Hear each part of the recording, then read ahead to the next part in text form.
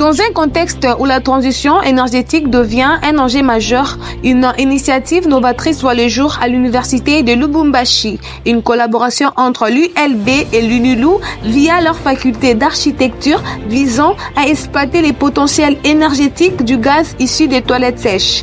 Les étudiants impliqués dans ces projets qui pourraient bien révolutionner la gestion des déchets et l'accès à une source d'énergie alternative. Pendant 2 semaines, 46 étudiants de l'université de Lubumbashi et 4 étudiants de l'université libre de Bruxelles ont travaillé pour concevoir des toilettes écologiques de terrain aux conceptions graphiques jusqu'à la mise des maquettes. Enfin, les 10 projets ont été défendus le 31 janvier. Ces micro-projets étudiants a été initié et supervisé au nord par Isabelle Prignot, professeure en architecture ULB, et au sud par Yannick Ousseni, doyen de la faculté d'architecture UNILU.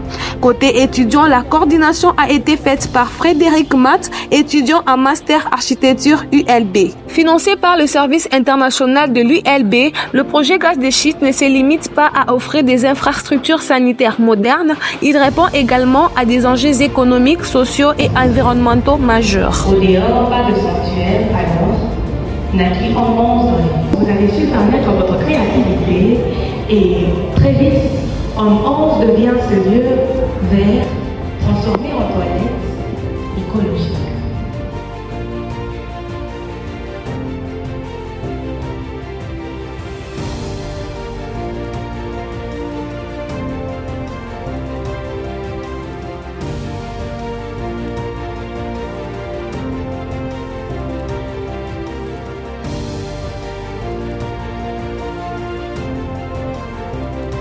Bonjour.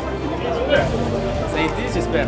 Ouais, très bien. Hein, il y avait des projets intéressants, 9 projets, très beaux projets. Très content de voir que tout le monde a apprécié travailler sur ce projet et de voir que ça aboutit à du bon. Le travail de groupe, s'écouter chacun, on a tous des avis différents, surtout quand les cultures ne sont pas les mêmes.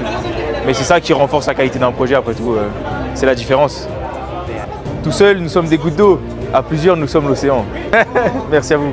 Nous adressons également nos remerciements à tous les participants pour leur créativité et leur engagement au travers dans l'avenir plus durable et positif. Merci.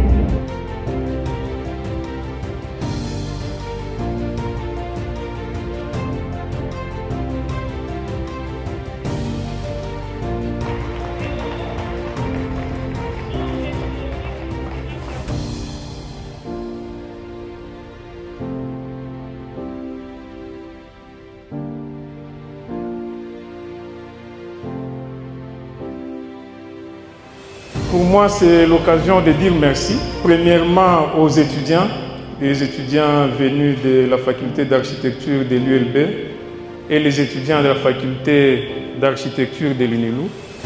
Ils se sont vraiment impliqués pendant près de 2 semaines pour nous montrer tout ce qu'ils ont comme savoir-faire.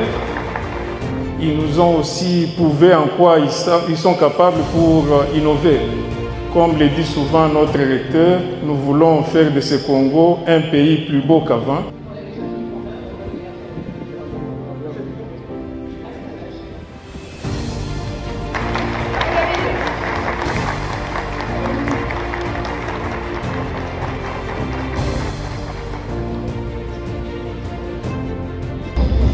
Nous, on est arrivé de Bruxelles, on a rencontré de nouvelles personnes.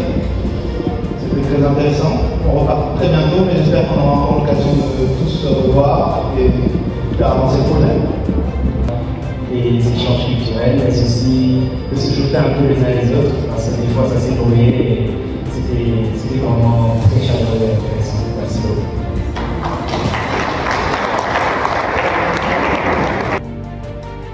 Merci. Félicitations pour les membres du groupe.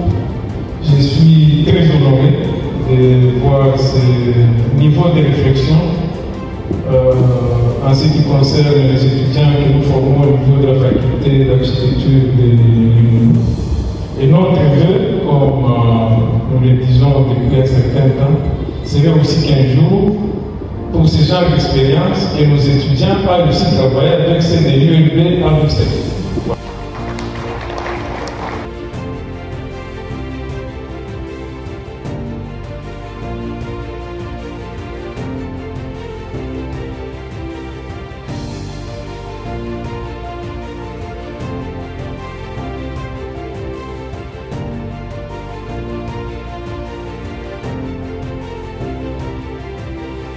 Voilà, je m'appelle Isabelle Prignot, je suis architecte et enseignante à la faculté d'architecture de l'ULB à Bruxelles.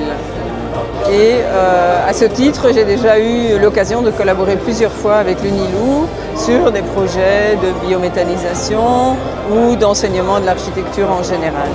Alors cette fois-ci, il s'agissait de travailler pendant 15 jours à la conception de sanitaires durables pour les étudiants sur le campus Cassapa de l'UNILOU. L'idée est que en fait, ces toilettes peuvent servir de ressources pour produire du gaz et pour produire de l'engrais, qui sont deux besoins ici à Lubumbashi. Et donc, le fait de pouvoir récupérer sur la matière organique, chacun de nous est un peu à la même enseigne à ce sujet-là. Donc, si on peut transformer cette matière organique en une richesse pour le campus, pour l'université, donc l'idée était de réfléchir à comment parvenir à faire ça avec des étudiants en architecture, des enseignants en architecture et aussi avec des chercheurs d'autres facultés qui sont venus nous aider à enrichir cette réflexion. Donc chercheurs en économie, chercheurs en agronomie, pour voir comment exactement transformer les déjections en un engrais et en du gaz. Donc là, on a fait un concours d'architecture. Donc ça veut dire dessiner des bâtiments qui abritent des sanitaires, mais aussi toute la technique nécessaire à transformer les déjections pour en faire du gaz, de l'engrais, etc.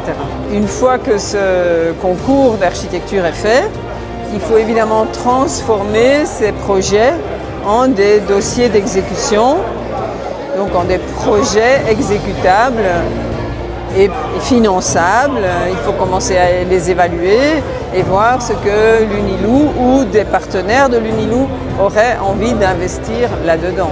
Mais c'est une première réflexion, on a complètement dégrossi le terrain. Maintenant, aussi aux autorités de l'UNILOU de se prononcer, de se dire tiens, oui, on a envie de pousser plus loin tel ou tel projet et de voir comment, avec des architectes, le transformer en dossier d'exécution. On a aussi promis aux étudiants que si un des projets est choisi pour avancer, nous les essayerons de les intégrer dans ce projet de transformation d'une esquisse ou d'un avant-projet comme ils nous ont présenté aujourd'hui en un dossier d'exécution.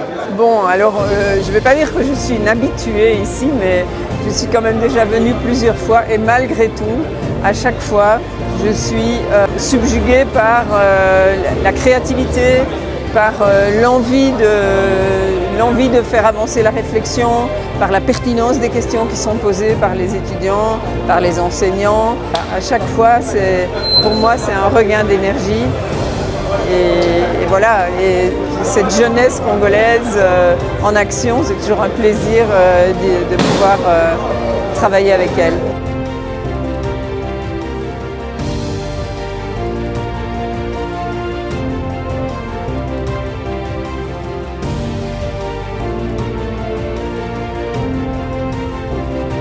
Alors Réma, qu'est-ce que tu as retenu Gaz de Shit?